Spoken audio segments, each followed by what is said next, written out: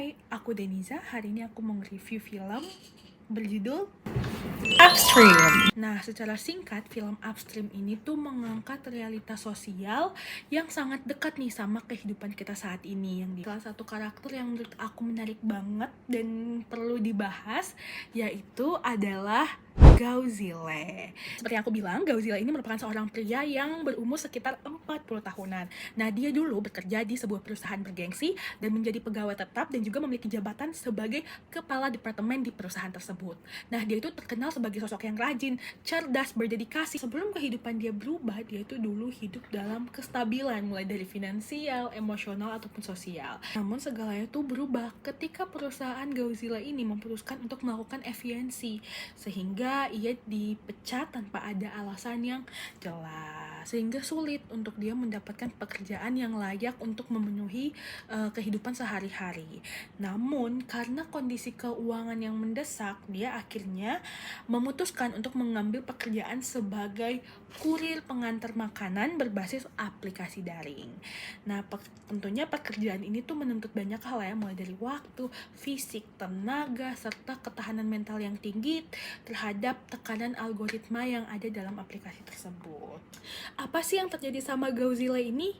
Nah, setelah kehilangan pekerjaannya dia, akhirnya Gauzile pun harus berjuang untuk menyesuaikan diri dengan dunia kerja yang baru, yang dimana tentunya dunia kerja ini sangat keras dan juga kompetitif. Dia harus menghadapi jadwal pengantaran tiap hari yang sangat padat, dan juga ada target waktu pengantaran, dan ada ancaman penalti apabila di sistem digitalnya itu dia terlambat. Namun karena Gauzile ini memiliki kemampuan dalam bidang teknologi, dia tidak tinggal diam dengan sistem ini. Dia memanfaatkan kemampuan dia untuk membuat algoritma yang sederhana agar dapat membantu dia untuk mengatur rute dan juga pesanan-pesanan agar lebih efisien. Namun keberhasilan yang dirasakan oleh Gauzile ini memunculkan dilema moral pada diri dia. Dia bingung apakah dia harus menggunakan keunggulannya dia ini demi keuntungan pribadi, atau justru dia harus menjaga solidaritas terhadap rekan-rekan kurir lainnya. Dari karakter Gauzile ini, kita bisa ngelihat kalau misalnya dia mengalami berbagai hambatan. Nah, kita bagi menjadi 3 dimensi. Yang pertama itu ada pribadi. Nah, dari sisi pribadi ini kita bisa ngelihat kalau misalnya Gauzile ini dia kehilangan banget harga diri, dan dia tuh ngerasa menjadi manusia yang gagal, menjadi kepala keluarga yang gagal, anak yang gagal, karena perubahan status dia dari pegawai kantoran tetap menjadi seorang kurir pengantar makanan biasa, yang tentunya ngebuat dia krisis identitas dan rasa malu kepada orang ada di lingkungan sekitarnya dia. Yang kedua yaitu sisi sosial, yang dimana kita bisa lihat nih beban ekonomi Gauzile yang semakin menumpuk, membuat dia semakin berada dalam tekanan untuk membayar semua biaya-biaya tersebut. Di sisi struktural, yang dimana dia itu terjebak dalam sistem ekonomi digital yang gak manusiawi gitu, yang dimana produktivitasnya itu ditentukan oleh algoritma, bukan dari nilai kerja manusia. Nah, semuanya ini menunjukkan bahwa Gauzile itu ternyata bukan cuma memiliki masalah pribadi, melainkan dia juga cerminan dari ketimpangan sosial yang semakin nyata. Di tengah tekanan yang luar biasa, Gauzile ini tuh dia nggak menyerah. Dia justru menggunakan kemampuan dia dalam analitik dan juga teknologi untuk bertahan hidup dengan cara membuat algoritma dia sendiri, dan dia juga jadinya bekerja lebih efisien dan mampu memenuhi kebutuhan sehari-harinya. Walaupun dia berhasil dalam masalah ekonomi, tetapi masih ada masalah-masalah lain yang harus dia hadapi, yaitu sistem yang menindas para pekerja. Sebenarnya dari film ini tuh kita diingetin kalau misalnya perjuangan itu nggak bisa dilakukan secara individu, karena kita nggak bisa mengubah struktur sosial yang sudah nggak adil gitu dari awal. Nah, di sini terlihat Gauzile ini tuh jelas banget dia tuh membutuhkan pertolongan baik secara emosional, sosial, ataupun struktural. Mana dia tuh membutuhkan perlindungan hukum secara jelas mengenai pekerja lepas serta jaminan kesehatan serta sistem kerja yang lebih manusiawi.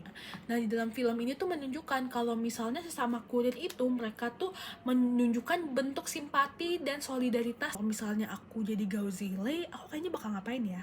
Aku jadi Gauzile, aku tuh pasti bakal ngerasa ada tekanan emosional yang berat gitu. Tetapi tentunya aku bakal tetap berusaha untuk rasional dan aku akan mencari pertolongan sosial hingga aku tuh bisa bertahan. Selain itu juga aku bakal memanfaatkan kemampuan aku punya gitu untuk bertahan. Misalnya aku jadi rekan kerja Gauzile, mungkin aku bakal ngerasain empati yang besar sih terhadap perjuangannya. Karena di sini tuh aku ngeliat ada sosok tampak tegar yang berjuang melawan tekanan yang sangat luar biasa. Nah, sebenarnya di film ini juga udah ditunjukin sih kalau misalnya dari karakter-karakter lain tuh emang mereka menunjukkan simpati yang tulus kepada si Godzilla ini.